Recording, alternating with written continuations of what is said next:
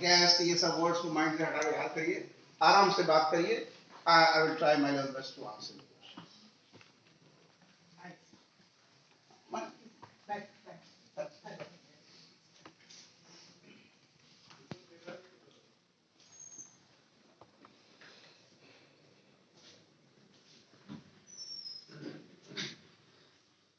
हाँ जी प्लीज।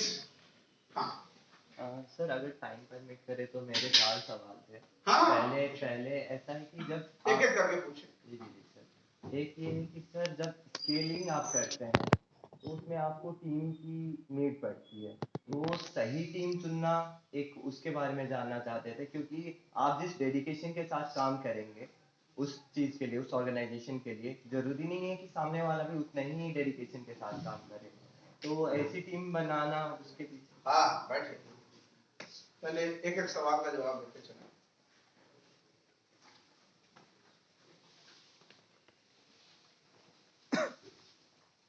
देखो भाई क्या नाम बेटा?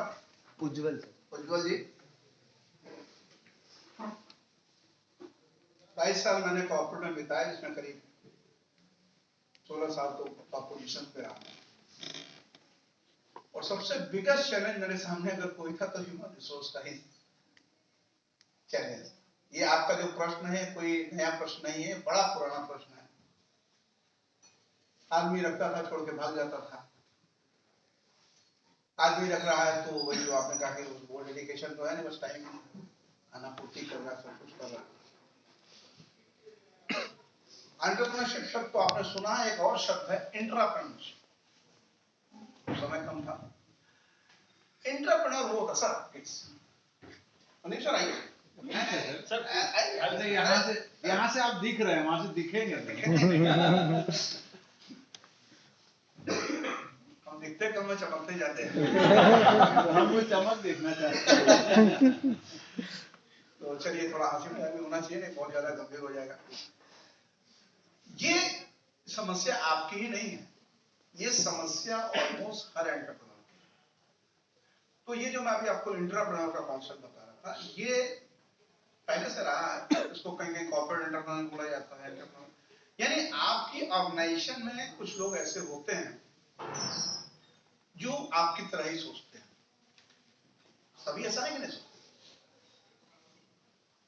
और जब वो आपकी तरह सोचते हैं पर उनके पास पैसा तो है नहीं, तो they want to develop their idea into some part of your business model. वहां पे आप उनको कितनी स्वतंत्रता देते हैं, ये तो हुई बड़ी कंपनी की बात। अब आप हैं स्टार्टअप। मैं आपको बता दूं, आजकल स्टार्टअप जो फ्लरिश हो रहे हैं, उन्होंने एक काम बहुत अच्छा किया। उनको मालूम है कि हम बहुत पैसा शुरू में दे नहीं सकते, क्योंकि इतनी बड़ी ऑर्गेनाइजेशन होती नहीं है। तो उन्होंने, देखिए सबसे इंपॉर्टेंट बात होती है टू शेयर द, एक तो विजन होना चाहिए आपके पास, and to share the vision with everyone. जैसा अगर आप किसी को कहते हैं कि ठीक है आज हमारी कंपनी यहाँ पे, लेकिन कल हम यहाँ नहीं रहेंगे, हम कल यहाँ होंगे।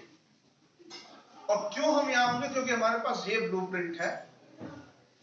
आपका इनपुट क्या है? देखिए जो हमारे यहाँ सबसे नुकसानदेह चीज है वो हमने जो एक फेवरिज्म शुरू कर दिया, कि किसी फेवर करना, रिश्तेदारों को इधर उधर से, किसी कोई भी आ गया हमने उसको नौकरी देनी शुरू कर दिया कि ये मेरा विश्वसनीय। ऐसा कुछ नहीं है। आप उस नेपोटिज्म से बाहर आइए। आप उन जिनको ले रहे हैं उनको पहले तो ये एहसास दिलाइए कि उनका भविष्य यहाँ पर है। Naukri.com, when this was started by Harish Bikhchandani, he was actually working in at the time in Hindustan Lever. तो he was having two friends. एक टेक्नोलॉजी का एक्सपर्ट था। उस जमाने में टेक्नोलॉजी बहुत बड़ी बात थी। 98 में, इवन 95 में तो ये वर्ल्ड वाइड में भी आया इंडिया के अंदर। उसके बाद ये सर्वर्स अमेरिका से ही खुलते थे, इधर खुलते नहीं थे।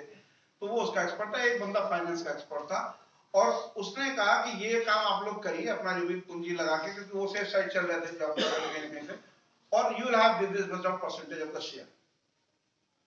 तो इनिशियली आपको कुछ ऐसे विश्वास लोग आते हैं जो उनको ये लगता है कि नहीं हमारा भी एक सर्टेन शेयर है इसके अंदर, तो वो आपके साथ मन से इन्वॉल्व होते हैं। अब जब चीजें बढ़ती हैं, जो आपका सवाल है, स्केल अप करते हैं तो पहली बात मैंने कहा कि स्केल अप हमेशा, मैंने ग्रो ग्रेजुअली जो थर्ड बोला उसको हमेशा ध्यान रखिए। जब आप ग्रो कर रहे होते हैं तो यू हैव, बेस्ट लीडर कौन है? Those who produce the leaders. तो आपको इतना तो आइडिया हो ही जाता है 2 साल 4 साल के अंदर कि हमारे पास जो लोग हैं उनमें से बेस्ट लीडरशिप क्वालिटी किसके अंदर। और अगर आपने उसी में से एक आदमी का, हाँ भाई इस बार बिहार का मार्केट डेवलप करना, you will going to have the Bihar market and develop your own strategy. कैसे करना, क्या करना तुम बताओ, मुझे उससे मतलब नहीं है, हम लोग को मिलजुल के ये चीज लेनी है। तो ये जो सेंस ऑफ बिलोंगिंगनेस डेवलप आप करेंगे, क्योंकि मैं एक चीज बता दूं आपको, हर कोई एंटरप्रेन्योर नहीं बन सकता, बहुत क्लियर बता रहा हूं। ये कितने भी आप ये मोटिवेशनल स्पीचेस करा लीजिए, एक्सरसाइजेस करा लीजिए, सब कुछ करा लीजिए, कौन बनता है एंटरप्रेन्योर? जिसके अंदर उत्कंठा होती है, जिसके अंदर छटपटाहट होती है। वो 1 करोड़ रुपए की नौकरी कर तो सकता था ना कौशलेश कुमार, क्या जरूरत थी गांव में सब्जी जाके बेचने की?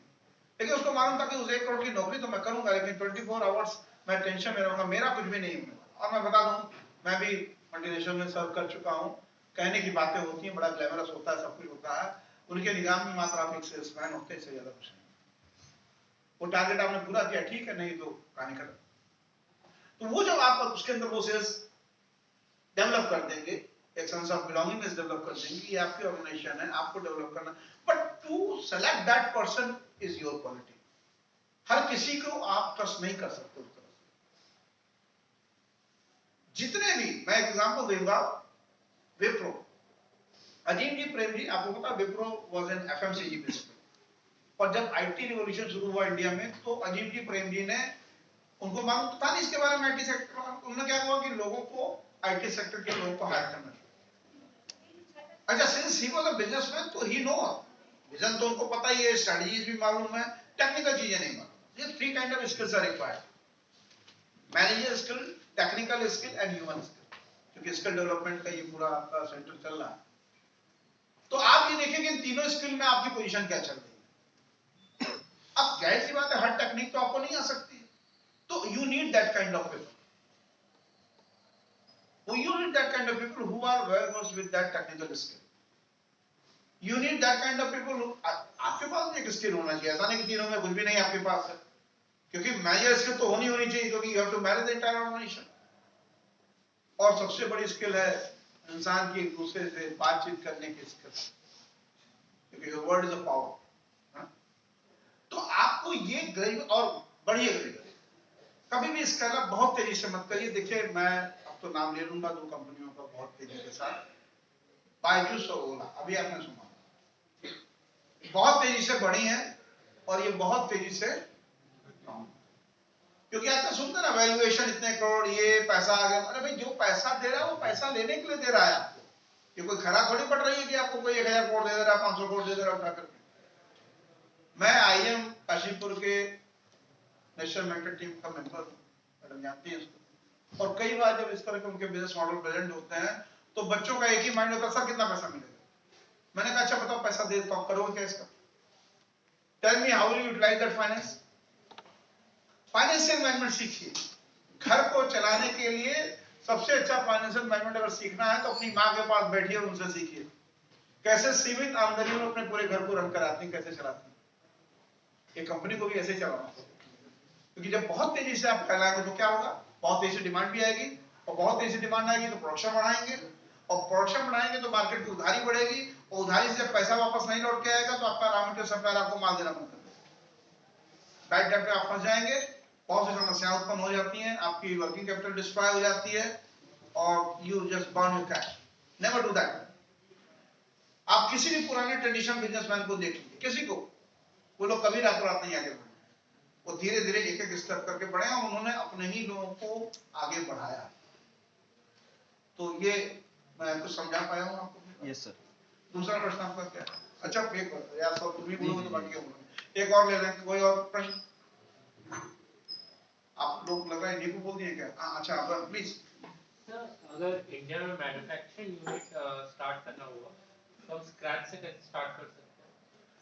देखिए, पहले तो आप सेक्टर डिसाइड करिए, बढ़िए सेक्टर डिसाइड करिए, और मैं आपसे यही कहूंगा कि उसी सेक्टर में जाइए जिस सेक्टर का थोड़ा अनुभव हो।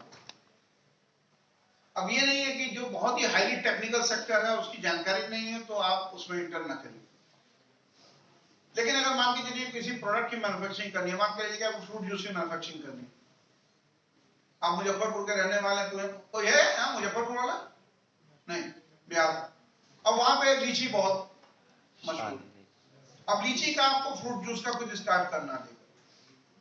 अब जाहिर सी बात है कि वो सेक्टर अगर आपको थोड़ा बहुत ज्ञान है और बहुत से प्रशिक्षण के कार्यक्रम चलते रहते हैं, या वो किसान विकास केंद्र हो, तमाम सेंटर्स में जो चलाते रहते हैं, थोड़ा प्रशिक्षण लीजिए उसको। दो पार्ट होता है बिजनेस का, एक है टेक्निकल पार्ट मतलब प्रोडक्शन, और दूसरा उसका बिजनेस मैनेजमेंट, जैसे include the marketing, finance, operations, तमाम चीजें। लेकिन मैं वही फार्मूला फिर वहां मिलाऊंगा कि आप बहुत हाई लेवल में शुरुआत करिए। हमारे एक बच्चे ने इस साल फ्रूट जूस का काम स्टार्ट किया है, पड़ाव में उसकी थोड़ी सी जमीन थी और अनुमान था करीब 30 से 35 लाख, जो उसने कैलकुलेशन हमने करवाया था उससे, क्योंकि इन्फॉर्मेशन में मैं इन चीजों के द्वारा काम कराता हूँ। जब कभी होगा तो आप मुझसे संपर्क करिएगा, मैडम बता देंगी, अगर हेल्प भी होगा। मैंने उनको कई चीजें बताई जहां से उन्होंने कॉस्ट को कंट्रोल किया। मैंने कहा कि आप नई मशीनें मत खरीदिए, आप सेकंड हैंड मशीनें लीजिए। सेकंड हैंड मशीनें स्क्रैप में मिल जाती हैं, बहुत सस्ते दाम मिल जाती हैं। हमने कहा यार तुम्हारा फ्रूट जूस तो भी कम लेवल पे प्रोड्यूस होगा ना, हु इज गोइंग टू सी कि आपने किसी मल्टीनेशनल कंपनी की मशीन से बनाया या किसी लोकल कंपनी से बनाया। लोग को तो जूस चाहिए ना पीने को, वो सही होना चाहिए, उसकी क्वालिटी ठीक होनी चाहिए। अभी उसने ऑरेंज में, लेमन में और एक मैंगो, 3 फ्लेवर में लॉन्च किया लेके, और जानते हैं उसकी पूरी प्रोजेक्ट कॉस्ट क्या थी? 17 लाख। जो चीज 35-40 लाख का एस्टिमेशन था वो 17 लाख में उससे शुरू हुआ। और अभी हमने उनको स्पष्ट कहा है कि कम से कम 1 सालों तक आप बनारस और आसपास की जिले, आजमगढ़ है, बलिया है, गाजीपुर है, जौनपुर है, सोनभद्र है, मिर्जापुर है, चंदौली है, भदोही है, ये सब आपके सटे हुए जिले हैं। सब यहाँ काम करना, इसके आगे आपको बढ़ना ही नहीं, इतना ही आप नहीं कर पाएंगे। तो छोटे लेवल पे आइए, वही थिंक बिग, स्टार्ट स्मॉल और ग्रेजुअली ग्रो। हड़बड़ाइए मत, ऑर्डर आपको बहुत मिलेंगे, ऑर्डर की चिंता मत करिए, लेकिन आराम से चलिए। एक चीज याद रखिए, गले में भर तक अगर खाना मिल जाए आपको ना, तो फिर उसके बाद क्या होगा आपको, और आधा पेट खाना मिलेगा तो हमेशा रोटी मांगते रहेंगे, दाल मांगते रहेंगे, सब्जी मांगते रहेंगे। तो मार्केट को कभी भी गले तक मत भरिए, डिमांड को जनरेट करने का प्रयास करिए। जब वो मांगता रहेगा, आप देते रहेंगे, आपकी इज्जत बनी रहेगी, ग्रो रहेगा। Any other question? हाँ जी।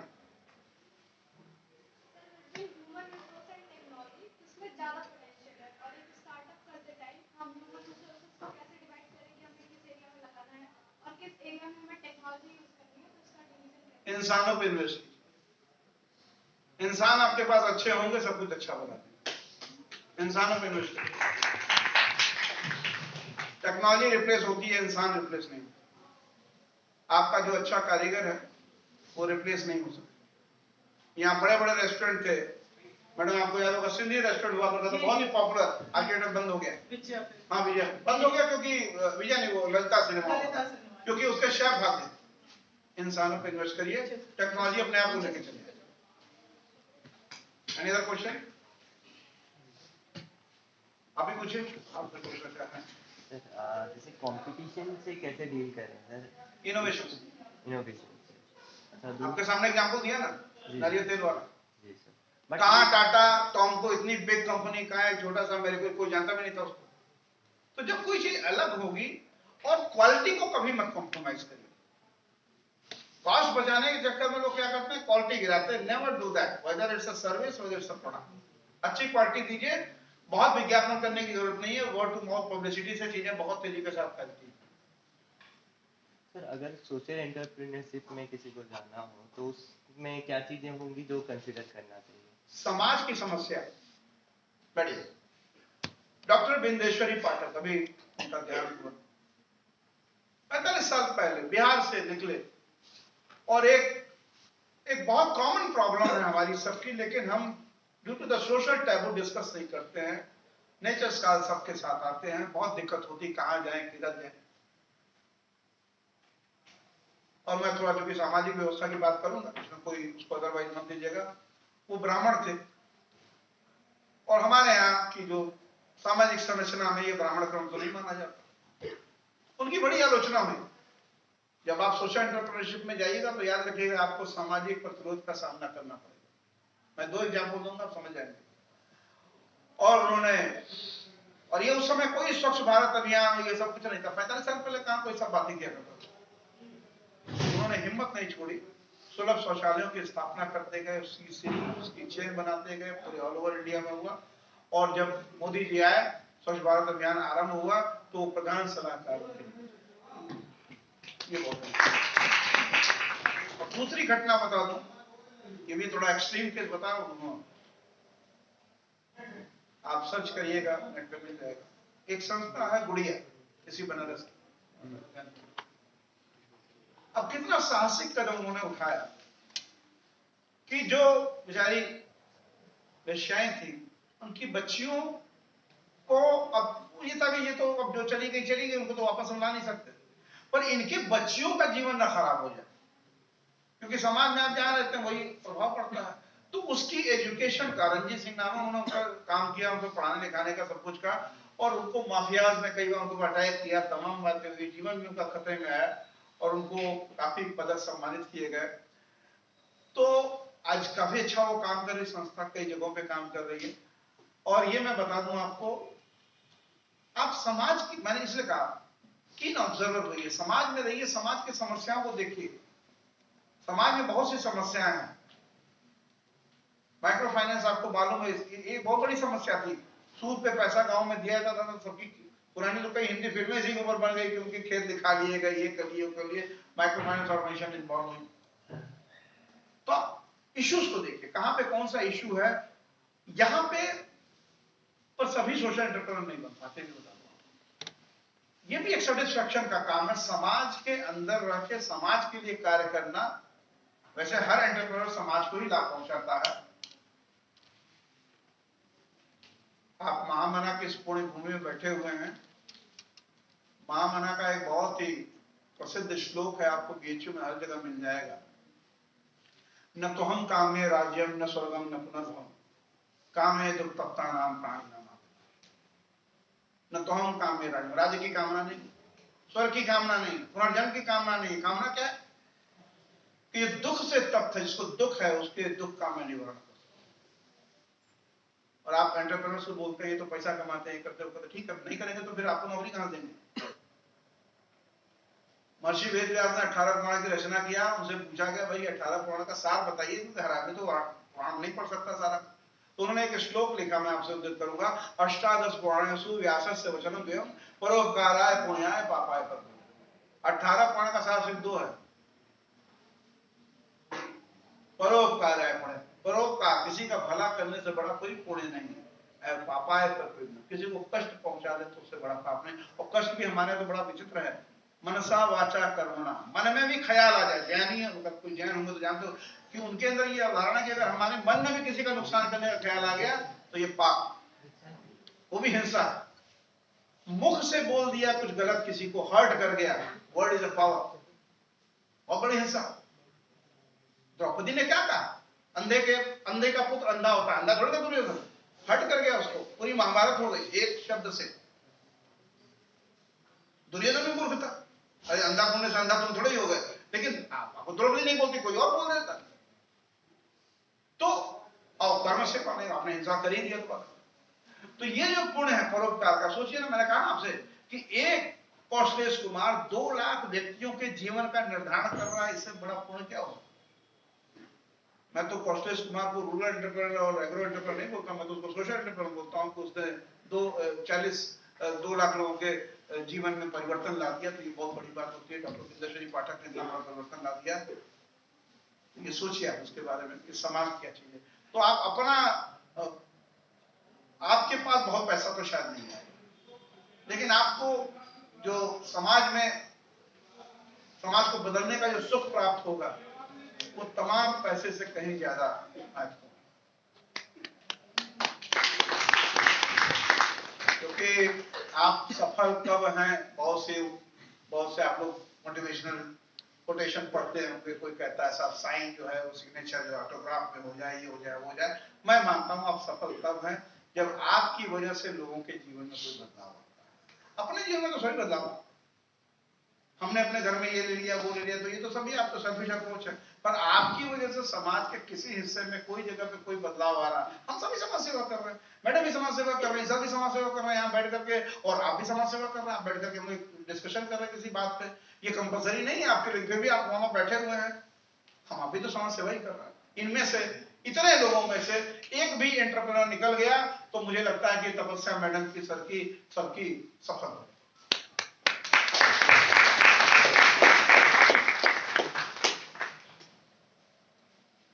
और कोई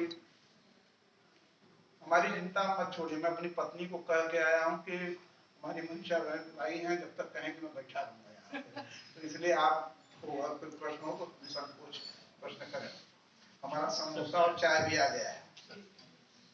पहले चाय लेंगे। हाँ कोई बात नहीं, आप अपनी बढ़ते थे कोई नहीं। हमें कोई प्रश्न नहीं है। एंटरप्रेन्योरशिप के लिए क्या क्या जरूरी है वो तो किसी ने पूछा ही नहीं।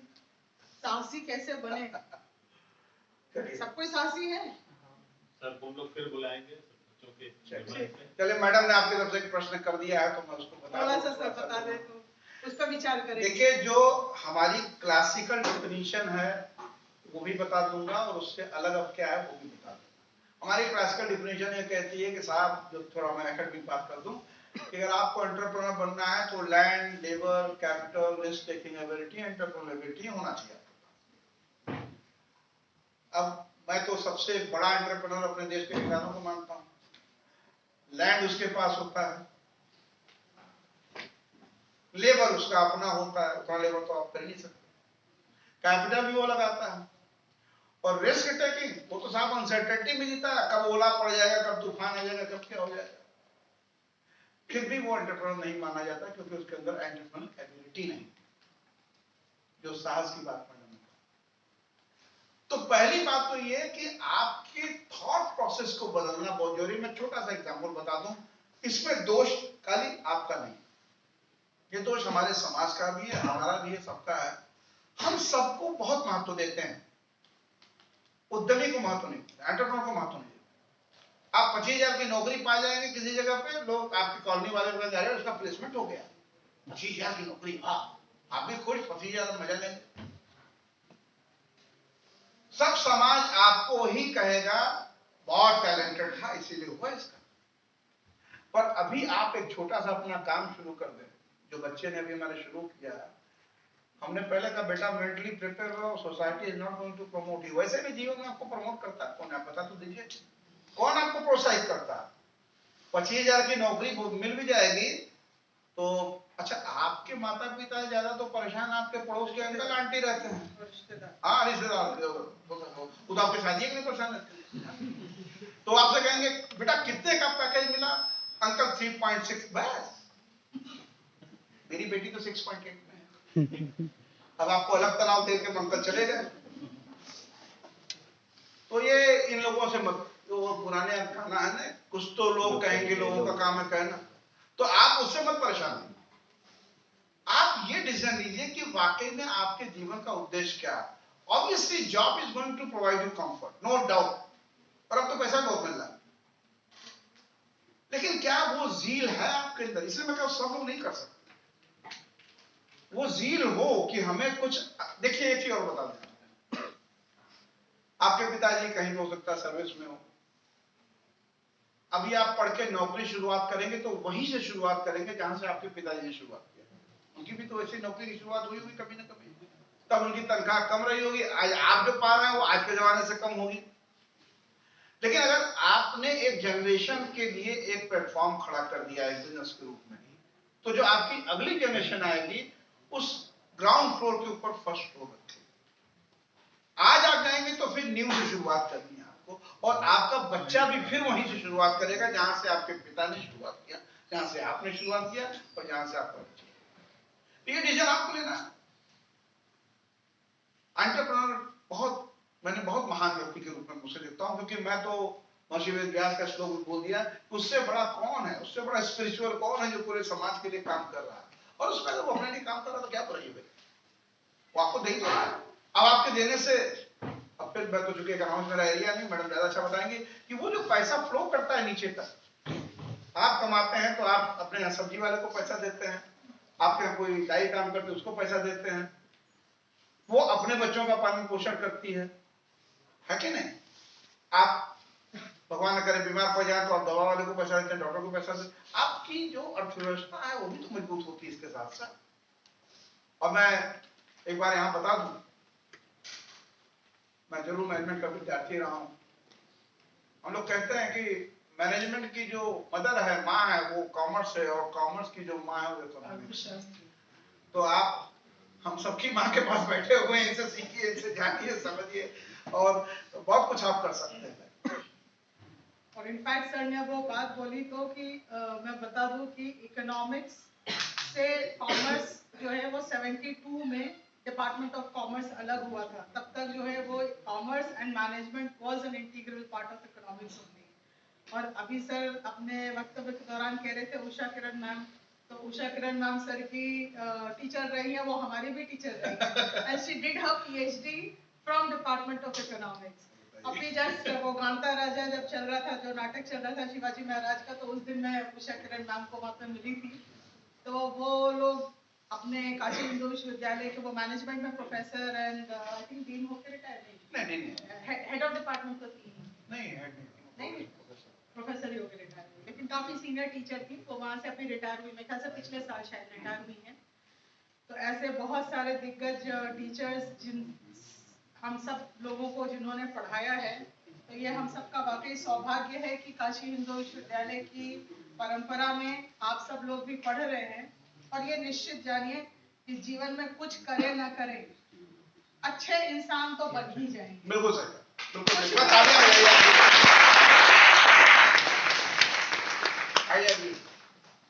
अच्छा इंसान बनिए, बाकी तो सब कुछ अपने आप अच्छा हो जाएगा। पहले इंसान तो, क्यों देखिए जीवन में किसी की सफलता से हम प्रभावित नहीं, पॉजिटिवली या नेगेटिवली।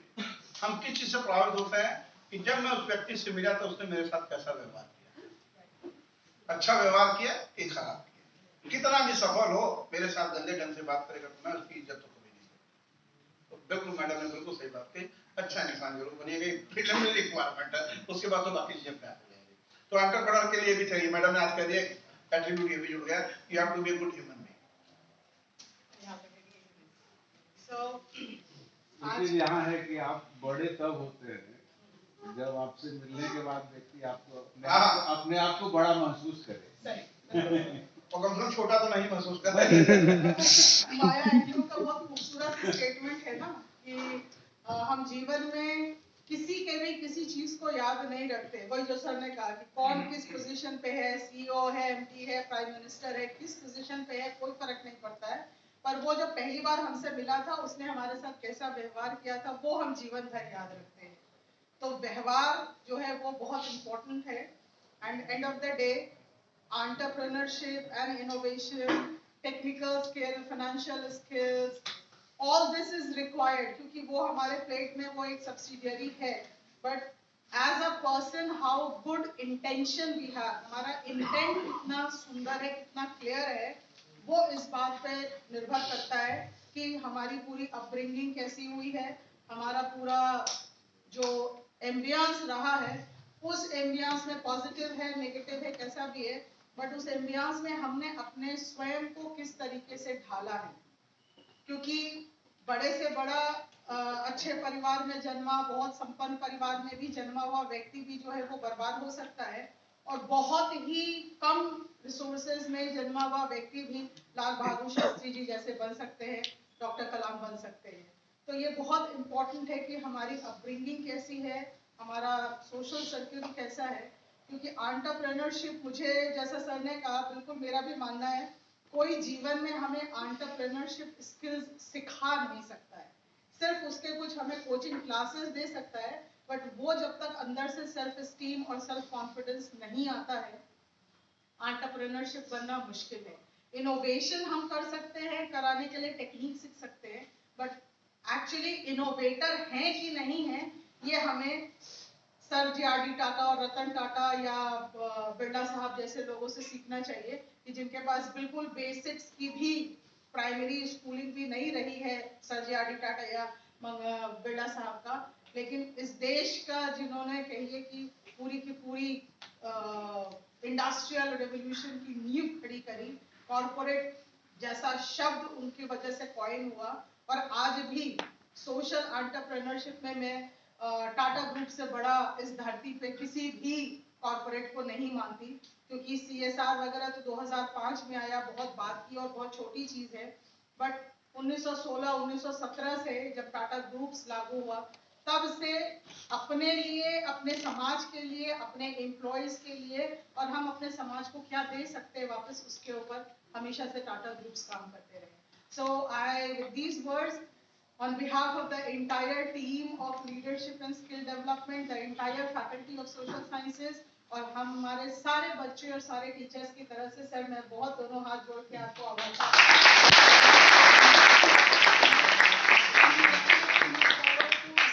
सीरीज कुछ 2-4, क्योंकि देखिए ये सही बात है, 1-2 दिन के लेक्चर से ना आपका कुछ ज्यादा मनोबल बढ़ेगा, ना बहुत ज्यादा आपके में वो स्किल डेवलपमेंट होगा.